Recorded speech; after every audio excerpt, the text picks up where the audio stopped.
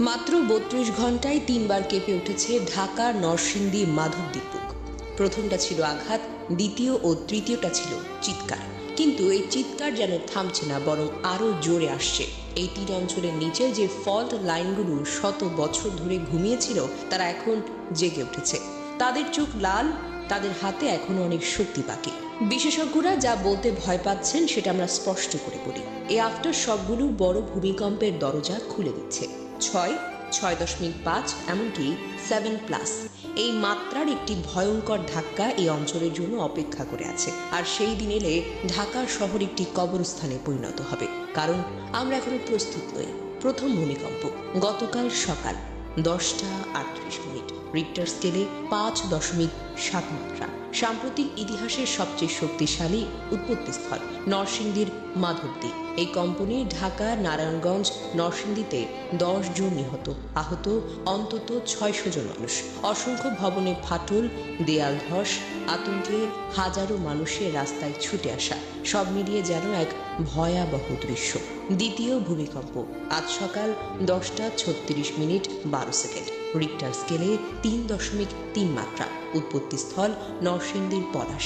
তৃতীয় ভূমিকম্প মাত্র 8 ঘন্টা পর, আজ সন্ধ্যা 6টা 6 মিনিট, রাজধানী সহ আশেপাশের জেলায় আবারও কম্পন। বাংলাদেশে এরকম দ্রুত 3টি ভূমিকম্প আগে খুব কমই দেখা গেছে। তৃতীয় ভূমিকম্প নিয়ে ইউএসজিএস জানিয়েছে এর মাত্রা 4.3, গভীরতা মাত্র 10 কিলোমিটার।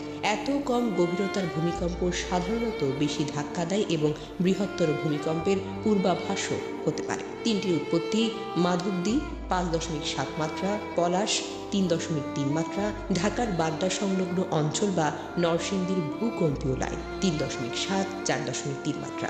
অর্থাৎ সবগুলোই একই ভূমিকম্পীয় জোন, একই লাইন, একই দিকের টেকটোনিক চাপ। এটি বিশেষজ্ঞদের মতে অ্যাক্টিভ ফল্ট মুভমেন্ট, যার মানে এই অঞ্চলের মাটির নিচে টেকটনিক প্লেট ক্রমাগত চাপ তৈরি করছে, যা বড় বড় ভূমিকম্পের পূর্বাভাস হতে পারে। ভূমিকম্প বিশেষজ্ঞ ডক্টর হুমায়ুন আক্তার বলেন, সন্ধ্যায় এই কম্পনটি সম্ভবত শুক্রবারের 5.7 মাত্রার ভূমিকম্পের আফটার শক। কিন্তু এত কম সময়ে এত কাছাকাছি এলাকায় বারবার কম্পন মানে টেকটনিক প্লেটের নিচে চাপ এখনো ছাড়েনি। এটি একটি অশনি সংকেত। ঢাকা শহরের নিচে আশেপাশে রয়েছে একাধিক সক্রিয় ফল্ট লাইন। মাধবদী, পলাশ, বাড্ডা লাইন ধরে এই 3টি ভূমিকম্প হয়েছে।